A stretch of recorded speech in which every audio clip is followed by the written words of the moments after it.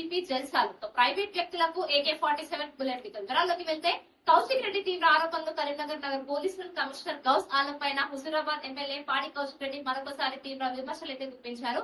Telangana budget సమావేశాల సందర్భంగా assembly media point వద్ద మాట్లాడిన కౌశిక్ రెడ్డి పోలీసు ఉన్నతాధికారులు అధికార దుర్వినియోగానికైతే పాల్పడుతున్నారని కూడా మండిపడ్డారు.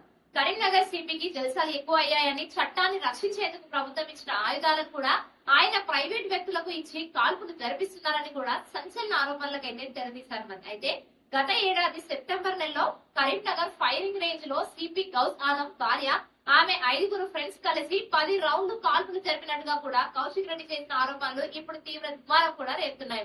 AK-47 తుపాకులతో సుమారుగా 160 బుల్లెట్లను కూడా కాల్చారని, అయితే ప్రైవేట్ వ్యక్తులు వీటిని ఎలా ఉపయోగిస్తారని ఆయన వెల్లడించారు. ఈ కాల్పుల్లో బోనాలపల్లిలో అమృతమ్మ అనే విధురాలికి బుల్లెట్ గాయం అయినట్టుగా కూడా పేర్కొన్న కౌశిక్ రెడ్డి అది తెలియక ఆమె రాయి తగిలిందని భావించినట్టుగా కూడా చెప్పుకొచ్చారు.